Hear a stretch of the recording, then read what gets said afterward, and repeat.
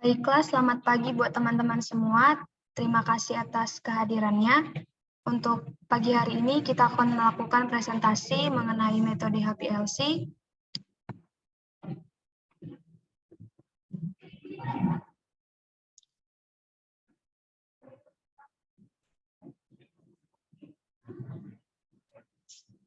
Sebentar, saya akan share screen dulu.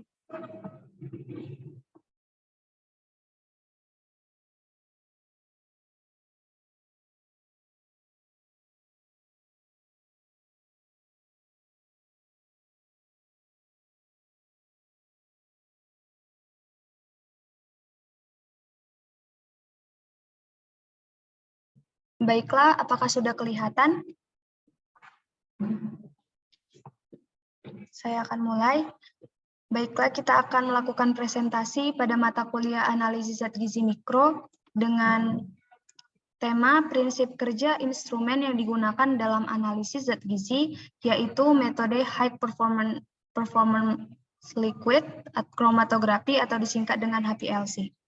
Adapun kelompok 18 terdiri atas Dinda Nabila Putri, Erwin Erwando Gultom, Natasha Teopani Manurung, Novira Aljulpani Hasibuan, dan Zahratul Wilda.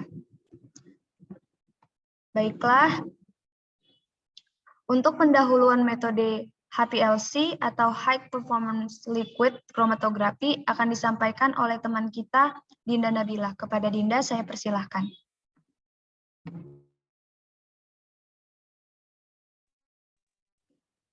Baiklah, saya akan menjelaskan tentang pendahuluan metode HPLC. HPLC adalah kepanjangan dari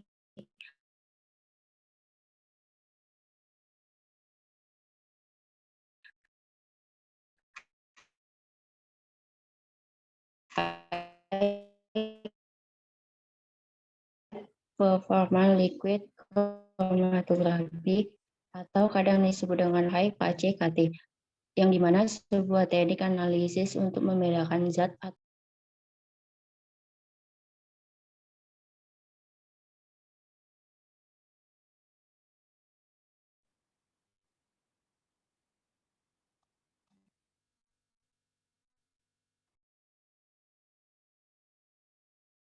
Maaf, tadi saya keluar. Boleh dilanjutkan, Dinda?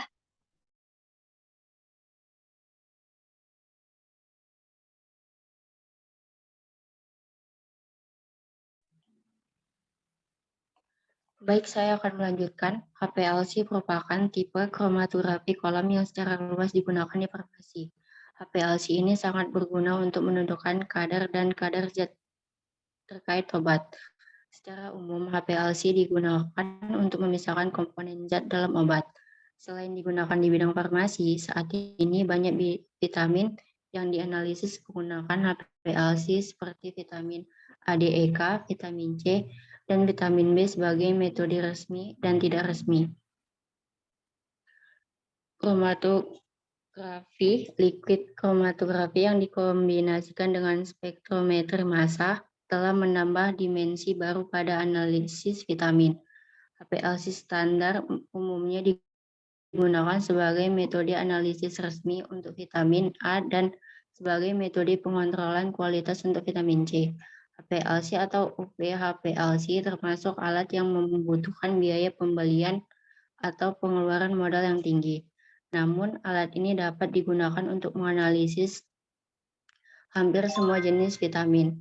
Meskipun penerapan HPLC telah dibuktikan pada matriks biologi tanpa atau hanya sedikit metode dalam beberapa kasus. Namun, harus selalu diingat bahwa semua teknik kromatografi termasuk HPLC adalah metode pemisahan dan bukan metode identifikasi.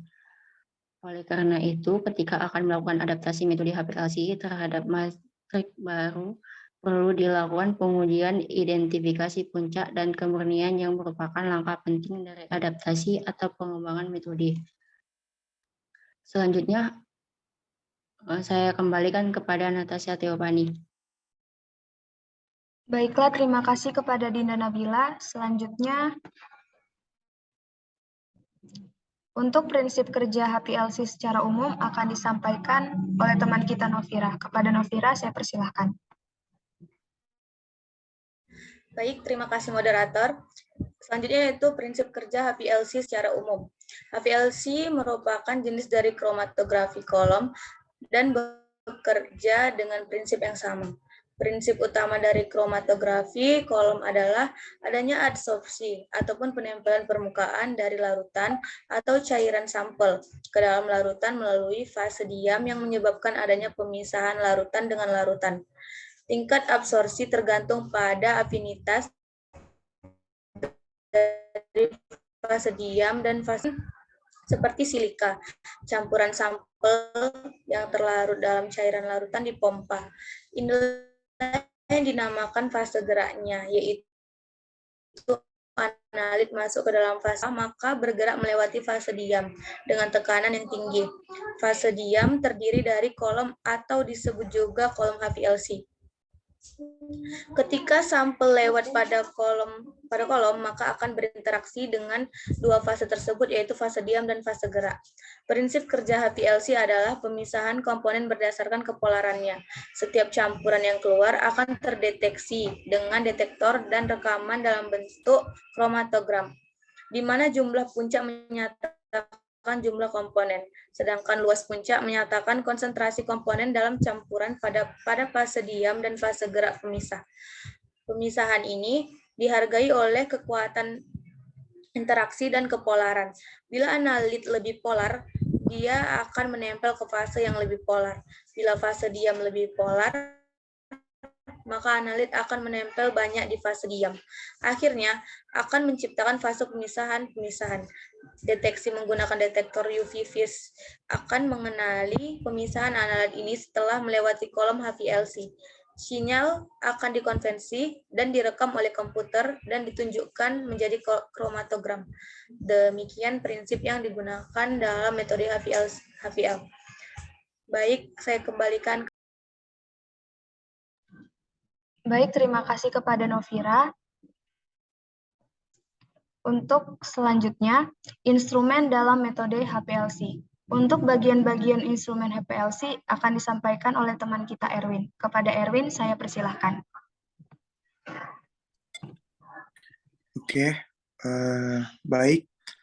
Selanjutnya ada instrumen dalam metode HPLC.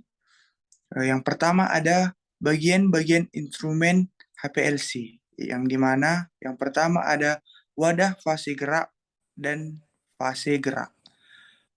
Wadah fase gerak harus bersih dan lembab. Wadah ini biasanya dapat menampung fase gerak antara 1 sampai 2 liter pelarut. Fase gerak atau eulen biasanya terdiri atas campuran pelarut yang dapat bercampur secara keseluruhan dan berperan dalam daya elusi dan resolusi.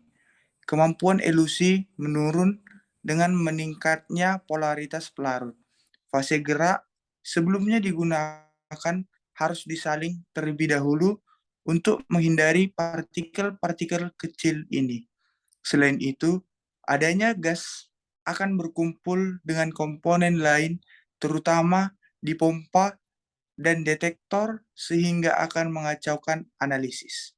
Lalu yang kedua, dari bagian-bagian instrumen HPLC ada pompa.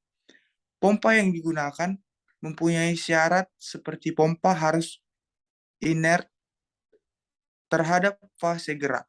Bahan yang digunakan untuk pompa adalah gelas, baja tahan karat, teflon, dan batu nilam.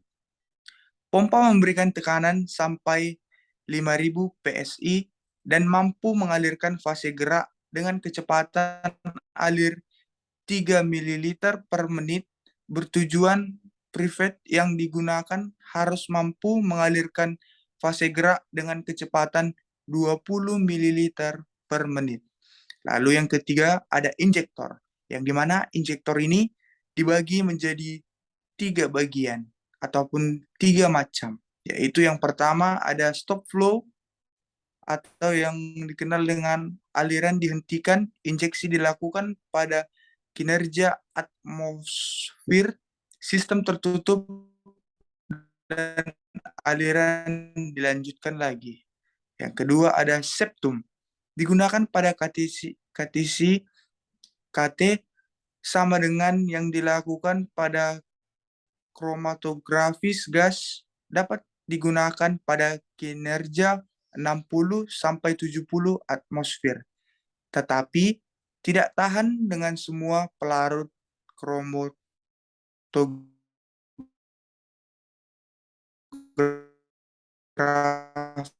cair. Yang ketiga ataupun yang terakhir ada loop. Lalu yang keempat ada kolom. Kolom merupakan jantung dari kromatograf. Keberhasilan atau kegagalan analisis bergantung pada pilihan kolom dan kondisi kerja yang tepat. Kolom kromatograf yang dapat digunakan yaitu jenis C18 sebagai fase diam.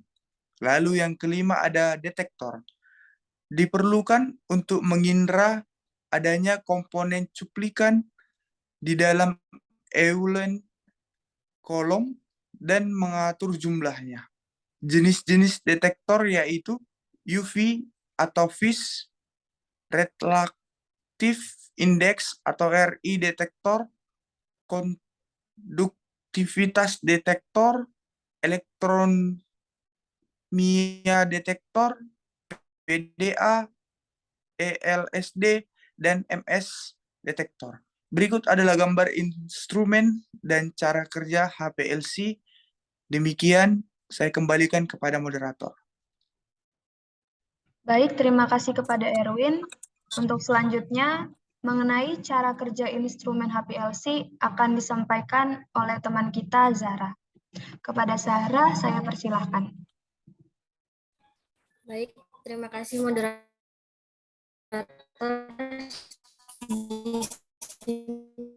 Saya akan menjelaskan komponen dari HPLC dihubungkan terlebih dahulu ke power supply. Pompa dinyalakan, detektor dinyalakan, komputer dinyalakan, printer dinyalakan karena untuk pengopinan hasil langsung. Tunggu hingga 15 menit setelah komponen menyala, LC solution yang terdapat dalam komputer dibuka. Klik LC nomor 1. Akan muncul bagian pengaturan posisi Elwin, laju aliran, detektor, dan lamanya waktu. Mode PA software LC solution terdapat dua pilihan, yaitu 1. Isokratik, yaitu pengaturan di mana Elwin dari awal sampai akhir penggunaannya sama. 2. Gradien, yaitu ada tingkatan di mana Elwin untuk elusinya dirubah. Penginjeksian sampel dimulai dengan syringe atau alat dibersihkan terlebih dahulu. Setelah bersih dengan pelarut yang digunakan, klik single star. Injek keran lalu equation information. Pada proses penginjeksian syringe dimasukkan pada bagian injeksi secara tegak dan jangan sampai jarumnya bengkok. Kemudian tombol pada tempat injeksi diputar ke arah laut, keluarkan cairan yang terakhir putar ke arah injek lalu keluarkan jarum secara hati-hati. Ditarik kesimpulan, yang paling membedakan HPLC dengan kromatografi adalah HPLC digunakan tekanan tinggi untuk mendorong fase gerak. Campuran analit akan terpisah berdasarkan kepolarannya dengan kecepatan untuk sampai ke detektor akan berbeda. Instrumensi HPLC pada dasarnya terdiri atas wadah fase gerak, pompa, alat untuk memasukkan sampel, kolom, detektor, wadah penampung buangan fase gerak, dan suatu komputer atau integrator atau perekam. Hal-hal yang perlu diketahui adalah waktu retensi, panjang gelombang, dan berapa flow-nya. Baik, saya kembalikan kepada moderator.